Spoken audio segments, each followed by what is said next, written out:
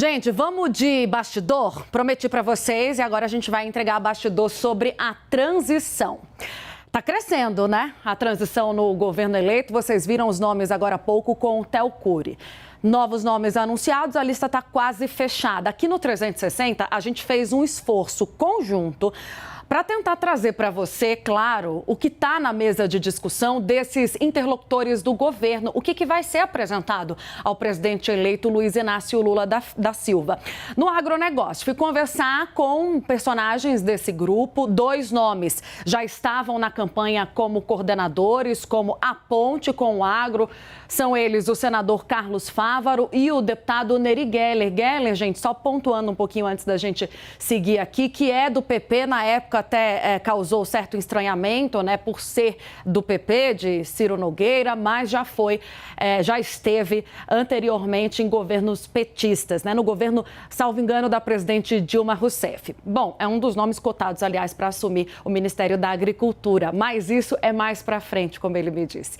O grupo vai ter hoje a primeira reunião oficial para definir quais serão as diretrizes a partir daqui, mas a primeira indicação que eles me deram é de que vai haver um trabalho de retomada do diálogo, daquilo que a gente conversava agora há pouco na análise. O agro teve muito ligado a Jair Bolsonaro, principalmente durante a campanha, apoiando massivamente a reeleição do atual presidente. Foi um ponto de dificuldade durante a corrida eleitoral para o presidente Luiz Inácio Lula da Silva. Dificuldade essa que foi creditada por alguns desses personagens, sobretudo ao discurso de medo potencializado pela divulgação de notícias falsas sobre a postura do presidente eleito, sobre o MST, da imagem muito atrelada do movimento à esquerda e ao PT. E claro, a gente viu também durante a campanha algumas falas controversas de Lula direcionadas ao agronegócio que acabaram por atrapalhar também essa negociação durante o período eleitoral.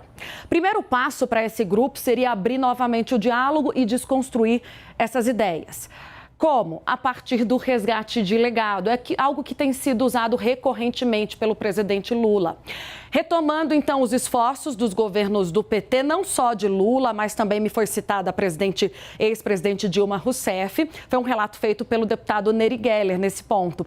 O que Lula usa como credencial, comumente, para se apresentar, né, como um benfeitor na época que ele foi presidente para o agronegócio e que ele repetiu várias e várias vezes durante a campanha, foi a renegociação de dívidas do setor, autorizadas por uma medida provisória. O segundo passo, o segundo grupo, é conversar com produtores e dizer a eles que dá para fazer uma produção sustentável, ou seja, voltar a unir o agronegócio e o meio ambiente. Sinalização já positiva dada também por uma das representantes do meio ambiente, a Marina Silva. O deputado Nery Geller, que é um dos nomes cotados, como eu já falei, para assumir o Ministério da Agricultura, também ex-ministro da Agricultura no governo Dilma, fez uma avaliação de que é preciso pacificar a relação com o agronegócio, mostrar que a boa relação com o governo vai abrir portas para a possibilidade do setor discutir as políticas necessárias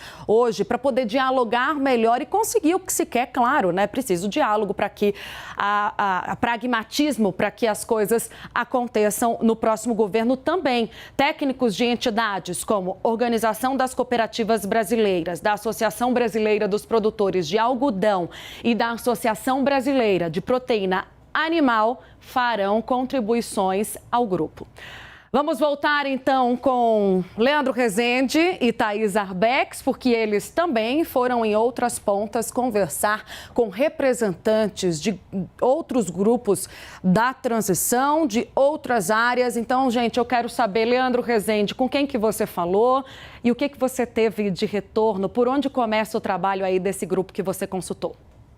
Tanta gente, né, Tainá, nomeada aí para a transição que, enfim, eu optei aqui por 2 caminhos, né? Meio ambiente, que é o assunto do dia, e ciência e tecnologia também, porque com essa Covid aí já batendo na porta de novo, é importante a gente saber como que o governo eleito quer olhar, por exemplo, para a questão de desenvolvimento de vacinas, né? Então, fui conversar com 2 ex-ministros. Falei primeiro com o Celso Pancera, que foi ministro da Ciência e Tecnologia no governo da ex-presidente presidente Dilma Rousseff. Então, o que ele me diz de prioridade para essa área é encontrar uma maneira de fazer a recomposição orçamentária. O que é isso, né? Você encontrar alguma forma de manejar ali o orçamento para poder garantir uma verba maior para essa pasta, que durante o governo Bolsonaro teve o comando do ministro Marcos Pontes, eleito senador agora pelo estado de São Paulo, e que conviveu em diversos momentos com críticas de centros de pesquisa ligados ao governo, né, bolsistas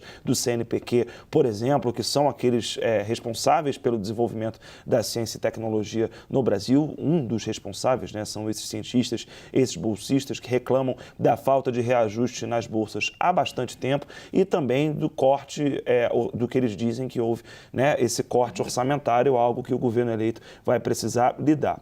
Conversei também com o ex-ministro do Meio Ambiente, Carlos Mink, que foi na gestão dele no Ministério do Meio Ambiente que um dos temas do dia foi criado, o Fundo Amazônia. O Lula anunciou, né, lembrou que logo depois da vitória dele, países como a Noruega e a Alemanha anunciaram a intenção de retomar as doações para esse fundo, né, que libera ali uma quantidade expressiva de dinheiro para iniciativas que ajudem a preservar a Amazônia. O que o Mink me disse é que hoje é muito mais fácil captar dinheiro para preservar a Amazônia do que na época dele, quando ele criou essa iniciativa. Ele menciona também a necessidade de se fazer um revogaço na área ambiental com o cancelamento que ele estima em 120 atos do atual Ministério do Meio Ambiente, do IBAMA e do ICMBio e de uma recomposição da capacidade de fiscalização desses órgãos, que, segundo ele, foram desmontados durante o governo Bolsonaro, que precisam agora ser remontados. Esse é um dos desafios que o Mink